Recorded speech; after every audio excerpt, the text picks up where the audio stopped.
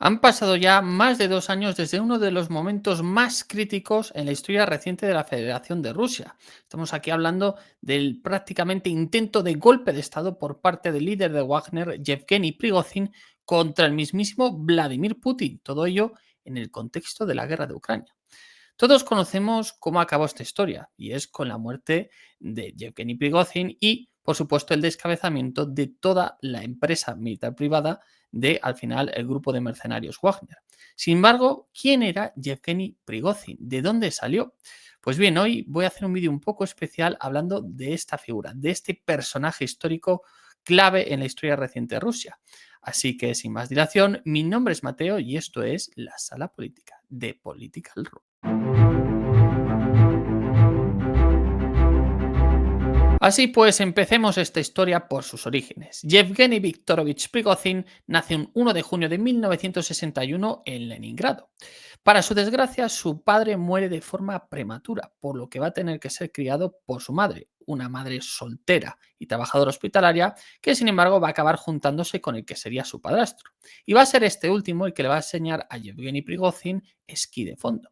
Y lo cierto es que Yevgeny demuestra ciertas habilidades atléticas desde niño, por lo que acaba ingresando en un centro de alto rendimiento para precisamente fraguarse una carrera dentro del mundo del esquí. Sin embargo, Prigozhin se empieza a torcer y aunque consigue graduarse exitosamente en 1977, tan solo 2 años después demuestra su vida delictiva, pues es condenado en 1979 a la edad de 18 años por una serie de robos. Sin embargo, lejos de conseguir esta condena, parar la carrera delictiva de Prigozhin, este continúa por la misma senda. Y tan solo 2 años después, a la edad de 20 años, en 1981, Prigozhin es sentenciado a 13 años de cárcel. Y diréis, ¿pero qué demonios hizo Prigozhin? Pues bueno, aparte de acumular un montón de robos y delitos de estafa, asfixió con sus propias manos a una mujer hasta dejarla inconsciente para robarle sus pendientes y sus botas.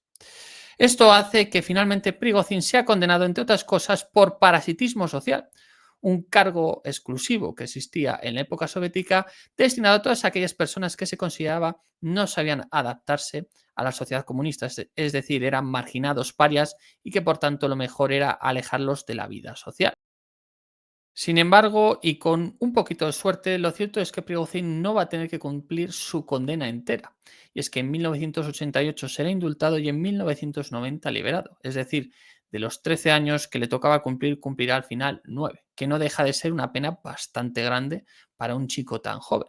Pero lo más importante es que justo menos de un año después de salir de la cárcel, al final ocurre un evento extraordinario, y es que la Unión Soviética desaparece, se cae. Con ella termina la Guerra Fría y sobre todo con ella termina el sistema comunista dentro de Rusia. Y por supuesto, con cualquier cambio de régimen también viene un cambio de élites, del que se va a beneficiar nuestro protagonista. Pero bueno, estamos en 1991. Prigozhin aún no es nadie, pero desde luego está dispuesto a empezar de cero. Y lo va a hacer junto con su padrastro, fundando un puesto de perritos calientes en el mercado de San Petersburgo. En muy poco tiempo a Prigozhin le empieza a ir bien y por eso cada vez pone más negocios de hostelería o participa en ellos. Pero sobre todo Prigozhin ve que hay un nuevo mercado emergente en la San Petersburgo de los años 90. Estamos hablando aquí del juego de los casinos que empiezan a inundar la ciudad. Y precisamente Prigozhin se va a meter en estos negocios que, por supuesto, como ya sabéis, son un poco pseudo-legales, es decir, transitan entre la legalidad y ciertos negocios turbios que siempre han estado asociados al juego en cualquier ciudad. Pero bueno, lo cierto es que Prigozhin empieza a prosperar de esta manera y en 1995 funda Concord Catering, su propio servicio de catering que desde luego tendrá mucho éxito, como veremos más adelante. También por esta época había un personaje que seguramente no conozcáis, llamado Vladimir Putin, que trabajaba en el ayuntamiento en San Petersburgo y concretamente era el encargado de otorgar estas licencias a los casinos, las licencias de juego. Por tanto, ya sabéis por dónde se acabaron conociendo estos dos personajes, que por supuesto lo anterior era una broma, son conocidos y reconocidos por todos vosotros. El caso es que, continuando con nuestra historia, a Prigozhin le va bien. Y aparte de fundar en 1995 ese servicio de catering, inaugura también una serie de restaurantes. Unos restaurantes que no están pensados para la gente normal, sino para la nueva élite, es decir, para al final la gente poderosa que se está afincando en San Petersburgo. Y uno de ellos, el New Island, es especialmente importante, ya que es un barco que al final él remodela gastándose $400.000 de la época para convertirlo en un restaurante flotante al final que va a estar situado en las orillas del Neva, dentro de la propia San Petersburgo. Este restaurante tiene especial éxito porque para empezar le gusta mucho a Putin, hasta el punto de que va a llevar al New Island a personajes importantísimos como el presidente francés Jacques Chirac y el presidente estadounidense George W. Bush. De hecho, aquí tenéis una imagen de este acto. También va a ser en el New Island donde Vladimir Putin celebre en varias ocasiones su cumpleaños. Pero sobre todo, más allá de estos dignatarios extranjeros que ya nos dan un indicativo al final de la importancia de este restaurante, muchos miembros de la élite rusa, de esa nueva élite que se está generando, precisamente comen y cenan en este restaurante, por lo que a través del mismo Prigozhin empieza a tener acceso a la nueva élite que se está construyendo y especialmente establece muy buenas relaciones con Vladimir Putin, que recordemos ya para entonces, para finales de los 90, principios de los 2000, era el nuevo presidente de Rusia.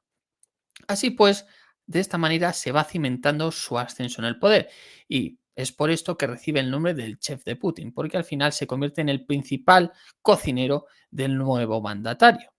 En este sentido, la primera década de los 2000 cimenta el poder empresarial de Prigozhin. Pero, sin embargo, hay un punto extraordinario en esta escalada, en este ascenso, y es que en el año 2010 las Fuerzas Armadas de Rusia deciden privatizar el servicio logístico de alimentación, lo que significa que todos esos contratos antes ejecutados por el Estado salen a concurso, es decir, pueden ser las empresas privadas las que opten a ellos. Y, por supuesto, una gran parte de ellos se los va a acabar llevando el chef de Putin gracias a su empresa Concord Catering y otras empresas subsidiarias o incluso fantasma que creará para poder seguir acumulando contratos sin incurrir en ilegalidades. Lo cierto es que esto hace que poco a poco Prigozhin se convierta en algo más que el chef de Putin. Pero aún así, visto lo visto, muchos podríais decir, bueno, llegado este momento, llegado este año 2010, lo cierto es que ya Prigozhin lo tiene todo. Ha pasado de ser un expresidiario a convertirse en un empresario de éxito con fuertes conexiones con la élite rusa. Sin embargo, Prigozhin va a ir mucho más allá. Primero, porque es ambicioso y segundo, porque es mucho más listo de lo que la gente se cree. Y es que en el año 2013, Prigozhin, que en esto considero fue un genio, un auténtico precursor, crea la Agencia de Investigación de Internet, IRA por sus siglas en inglés.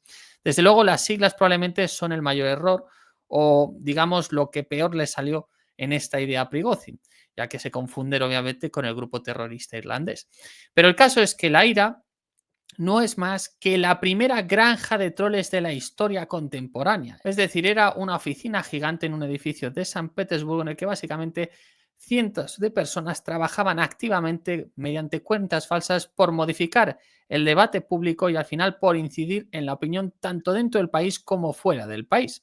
Concretamente, Prigozhin, gracias a esta agencia de investigación de Internet, a la IRA, junto con también una serie de medios a nivel nacional tradicionales y también de foros con los que al final se compenetra, va a iniciar una auténtica cacería de brujas contra cualquier persona que desafíe el poder de Putin. Concretamente, precisamente el mote de chef de Putin se lo puso precisamente uno de los opositores de Putin, que hace relativamente poco acabó siendo asesinado. Estamos aquí hablando de Navalny. El caso es que, al igual que este conglomerado mediático lo utiliza el bueno de Prigozhin para acabar con los enemigos de Putin, también lo empieza a usar en el extranjero. Y es que esta agencia va a intentar manipular las elecciones estadounidenses del año 2016, aquellas en las que Donald Trump consiguió auparse hasta el poder. Pues sí, amigos, ¿os acordáis de que hace prácticamente 10 años hubo injerencias rusas? ¿Quién hacía estas injerencias? Pues lo hacía la agencia de Prigozhin, esta fábrica de troles. Una vez más, demostrando que los rusos en lo que a espionaje e inteligencia se refiere siempre han ido un paso por encima del resto. Pues bueno, esto de hecho va a llevar a que en el año 2018 el Departamento de Justicia de Estados Unidos inicie una demanda contra precisamente esta agencia y también contra varios de sus miembros. Ahora mismo estáis viendo la primera hoja, os dejaré el documento en la descripción para los que tengáis interés por ver exactamente cómo influyó a ojos del Departamento de Justicia estadounidense Prigozhin y su agencia en las elecciones. Pues bueno, ahí tenéis el documento. Y nada, continuemos con nuestra historia. Así pues, ya tenemos a un hombre que para el año 2015 tiene el 90% del servicio de catering de los colegios de todo Moscú, que se ha convertido también en el mayor suministrador de alimentos y de toda esa cadena logística de catering para el ejército ruso y que encima tiene ya un poder mediático consolidado tanto en los medios tradicionales como en los nuevos medios, con esa fábrica de troles súper innovadora que no se le había ocurrido hasta ese momento a nadie y que, por supuesto, en una época en la que aún no existía inteligencia artificial, pues era fundamental tener personas realizando ese trabajo. Pero, ¿terminará aquí la ambición de Prigozhin? Pues lo cierto es que no. Y vamos ahora a hablar del famoso PMC Wagner, del grupo de mercenarios Wagner. Pues bien, lo cierto es que la idea de una empresa militar privada al servicio del Estado ruso llevaba interesando desde hacía tiempo. Concretamente desde las primeras intervenciones del grupo de mercenarios americano Blackwater en la guerra de Irak a favor, obviamente, de los intereses estadounidenses. Sin embargo, hay un punto clave y fue el Foro Económico en San Petersburgo durante el año 2010. A este foro acudió Evan Barlow, uno de los fundadores de Executive Outcomes, el grupo de mercenarios que intervino en la guerra de Sierra Leona durante los años 90. Este Evan Barlow va a realizar un speech ante los altos mandos rusos en el que pues, va a explicar las bondades de las empresas militares privadas. Y esto sobre todo va a llamar la atención del entonces jefe del Estado Mayor de las Fuerzas Armadas, Nikolai Makarov, que va a ser el que de alguna manera va a intentar promover ya de manera activa la idea de crear una empresa militar privada al servicio del Kremlin con un objetivo claro. En aquellas ocasiones en las que no se quiera involucrar directamente al Estado ruso y sus Fuerzas Armadas, pues tener esta segunda posibilidad dentro de lo que conocemos todos como al final la negación plausible. Es decir, que de alguna manera yo puedo intervenir, pero sin que me lo achaquen directamente. Dentro de ese contexto en el que aún pues todos los países, al menos de cara al público, fingían respetar el derecho internacional, cosa que hoy en día pues ya no es importante, porque muchos países se saltan patentemente el derecho internacional y a nadie le importa. Pero bueno, en aquel momento aún jugaban con esto y por eso era tan importante la negación plausible. Lo cierto es que a pesar de que la idea le gusta a Nikolai Makarov, pues este jefe de Estado Mayor es sustituido y todo se queda un poco estancado. Sin embargo, hay un punto clave que va a hacer reactivar la idea. Estamos aquí hablando de la anexión de Ucrania en el año 2014 y de la posterior guerra del Donbass, así como la intervención en Siria en el año 2015 para salvar el gobierno de Bashar al-Assad. De hecho, el PMC Wagner aparece por primera vez en 2014 y nos tiraremos hasta el 2022 sin saber quién estaba detrás de este grupo de mercenarios, precisamente porque Prigozhin lo acabó confesando ya dentro del contexto de la guerra de Ucrania en su fase pues, de recrudecimiento. Pero bueno, no nos adelantemos. Ahora sí que sabemos de dónde nació esta organización y concretamente nos tenemos que remontar al año 2013. Y es que un tal Dmitry Utkin participa dentro de un grupo de mercenarios llamado Cuerpo Eslavo que va a intervenir en Siria. Y lo cierto es que su intervención es un fracaso total.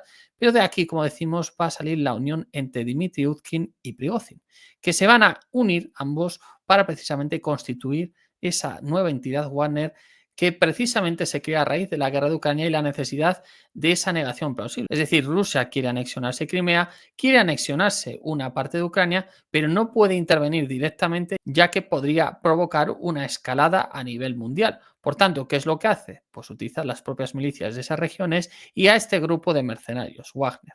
¿Por qué lleva el nombre de Wagner? Pues bueno, lo cierto es que Dmitry Utkin es un conocido neonazi, llevaba tatuado también en los hombros las esvásticas de las SS y pues Wagner era el compositor favorito de Hitler y también pues de alguna manera era el sobrenombre de combate que tenía Dmitry Utkin, por lo que al final también dota de este nombre a la organización, que básicamente consiste en que al final Dmitry Utkin la dirige sobre el terreno, porque Dmitry Utkin había sido un ex operativo de las fuerzas especiales durante la época soviética y Prigozhin se encarga al final de toda la logística y también pues todas las conexiones políticas, porque al final no dudéis de que esto se hizo con la aprobación de Vladimir Putin, que por supuesto necesitaba que este grupo interviniera. Y al final lo hace con un éxito abrumador. Tiene mucho éxito en la anexión de Crimea y tiene mucho éxito en el control de las regiones del Donbass, el PMC Wagner, lo que hace que al final se le dé rienda suelta. Además de que todo está en su sitio, en el sentido en el que, bueno, si por algún casual hubiera algún problema, recordemos que Yevgeny Prigozhin no forma parte de la cúpula del poder, es decir, no es un oficial ni tiene ningún cargo político dentro del Estado ruso, lo que significa que en última instancia es sustituible, suprimible, por lo que si hay algún problema, pues no ha sido cosa de Rusia, ha sido cosa de este hombre que es el presidente del grupo mercenario, ¿no? Y lo cierto es que a Wagner le va bien y llega pues, a una gran fase de consolidación en muchos países. Lo vemos en Libia, en Sudán, en Siria, en Mali, en Burkina Faso, prácticamente se expande por todo el globo. Pero claro, a medida que se expande, lo cierto es que Prigozhin, recordemos todo el poder que lleva amasado. Pasa de ser un expresidiario a ser un magnate dentro del mundo del catering. Dentro del mundo del catering ha pasado a ser un magnate dentro del mundo mediático. Y dentro del mundo mediático ha pasado a ser un magnate con su propio ejército militar privado. Pues recordemos que ya al final Wagner respondía ante él, aunque realmente se estaba nutriendo en gran medida del Ministerio de Defensa ruso, que era el que ponía el dinero, el que les armaba y el que les adiestraba. Pero claro, el que mandaba dentro de la organización era el propio Prigozhin. Y así llegamos hasta el año 2023. Estamos en uno de los peores momentos de la guerra para Rusia. Recordemos que está todo lleno de memes, hay una contraofensiva ucraniana que está recuperando en gran parte territorio conquistado, la misión especial, como la nombró en su momento Vladimir Putin, ha fracasado absolutamente, están muriendo un montón de soldados rusos sobre el terreno, se están viendo de alguna manera las carencias del ejército ruso y pues todo apunta a que incluso los ucranianos pueden recuperar todo el territorio porque han expulsado de Kiev a los rusos, también del norte de Ucrania y están avanzando hacia, de hecho, territorios que habían sido controlados desde el año 2014 por el propio Estado ruso y que habían sido reconocidos ya como territorios independientes o bajo la jurisdicción de la Federación de Rusia. Así pues, estamos en un momento muy bajo y esto hace que al final tire de todo lo que tiene Vladimir Putin. Y entre otras cosas va a tirar de Prigozhin. Un Prigozhin que ya para entonces se ha convertido en una figura mediática. Como recordaréis, veremos muchos vídeos de Prigozhin yendo a las cárceles a reclutar reclusos como si fuera ahí, con perdón de la expresión, el puto amo, en fin, que ya tiene un papel mediático que empieza a ser preocupante, porque aparte de que ya es demasiado famoso, pues está tomando una relevancia en el conflicto que no es adecuada. Pero bueno, él va ahí con sus tropas de Wagner y lo cierto es que cada vez empieza a emitir críticas más claras respecto al ejército. Primero, sobre todo, con el entonces ministro de Defensa, Sergei Shoigu, y también con el jefe del Estado Mayor. Y va intensificando el tono cada vez más. Y claro, estas son personas que ha puesto ahí Putin, por lo que de alguna manera esto le empieza a afectar y en definitiva podemos concluir que Prigozhin se está pasando de la raya porque está amenazando el poder del nuevo zar de Rusia, es decir, el poder de Vladimir Putin. ¿Y esto al final en qué concluye? Pues en que hay un enfrentamiento patente entre las fuerzas de Wagner y las fuerzas del Estado ruso, un enfrentamiento, digamos, no a nivel militar, pero es un enfrentamiento a nivel interno, una crisis interna, que concluye con los sucesos de junio del año 2023, cuando directamente una columna de Wagner se dirige precisamente hacia Moscú, un Moscú totalmente desprotegido, porque al final la mayoría de las fuerzas se encontraban en el frente ucraniano, un frente ucraniano que estaba yendo muy, pero que muy mal para los rusos, y en fin, todo parece un caos, y es que parece que hasta Vladimir Putin va a caer, ¿no? Pero finalmente, con mediación bielorrusa de por medio, y supongo que, bueno, hay muchas razones por las que de alguna manera tomó esta decisión Prigozhin, pero lo cierto es que retira su columna. No sabemos cuáles son las razones exactas, si hubo presiones, si vio que al final no contaba con el apoyo de la cúpula rusa, de las élites rusas que preferirían a Putin, o si bien simplemente vio que al final iba a asumir a su propio país en una guerra civil, aparte de perder, por supuesto, la guerra en Ucrania y decidió echar marcha atrás. No sabemos cuáles son las razones que llevaron a esta decisión, pero lo cierto es que al final se retira y se exilia. Al poco de esto, en julio, se obliga a firmar a todos los miembros de Wagner el sometimiento al Ministerio de Defensa ruso, que empieza una operación de descabezamiento en cuanto al final termina este golpe de Estado, por así decirlo, que comete Prigozhin. Y al poco tiempo, en agosto de ese mismo año, un avión en el que volaba junto con Dmitry Utkin, al final explota, teóricamente de manera accidental, pero todos sabemos, porque aquí nadie es tonto, que obviamente esto fue una decisión de Vladimir Putin, que al final acabó con la vida de los dos directores de esta organización, que posteriormente se ha ido descabezando poco a poco hasta el punto de que hoy en día pues, está totalmente sometido al Ministerio de Defensa ruso y aún así, a pesar de este sometimiento, ha sido progresivamente sustituida por el Afrika Korps, por el cuerpo africano, que está dirigido directamente por Yevkurov, que es el viceministro de Defensa. Por tanto, de alguna manera, así llegó al final la historia de Prigozhin y así llegó al final la historia también de Wagner. Por tanto, podemos ver que Prigozhin fue un tipo que empezó con mal pie en la vida, sin su padre, cometiendo delitos, siendo condenado a una pena de cárcel muy amplia para un chaval de su edad y al final, sin embargo, consiguió ir subiendo poco a poco y convertirse en un magnate del catering, en un magnate de los medios de comunicación, en un tío con un ejército prácticamente propio, pero que sin embargo cometió el único error que probablemente es imperdonable en la actual Federación de Rusia, y es desafiar al nuevo zar, es desafiar a Putin, y por supuesto lo acabó pagando con su vida. Pero bueno, lo cierto es que hasta aquí llega el vídeo, espero que os haya gustado. Creo que la historia de Yevgeny Viktorovich Prigozhin es muy interesante. Os recomiendo también leer mucho acerca de la agencia de investigación de Internet, creo que es una historia muy entretenida, también cómo se fundó y realmente los resultados que obtuvo. Y poquito más. Ahora os toca a vosotros. ¿Qué pensáis de Yevgeny Prigozhin? ¿Es un héroe? ¿Es un villano?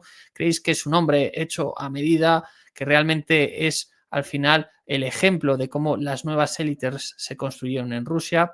¿Creéis que al final se pasó, es decir, cometió un error al desafiar a Putin, o era necesario ese desafío porque la guerra de Ucrania estaba yendo muy mal y necesitaba un toque de atención muy serio? ¿Y qué creéis sobre todo? ¿Qué hubiera pasado si esa columna hubiera terminado por avanzar hasta Moscú? ¿Le hubieran apoyado otros miembros de la cúpula del poder o finalmente también habría acabado de la misma manera, es decir, con Prigozhin muerto? Pues bueno, os leemos en comentarios y poquito más. Como siempre, os dejaré el artículo en el que me he basado de Iván López Miralles, muy interesante leerlo.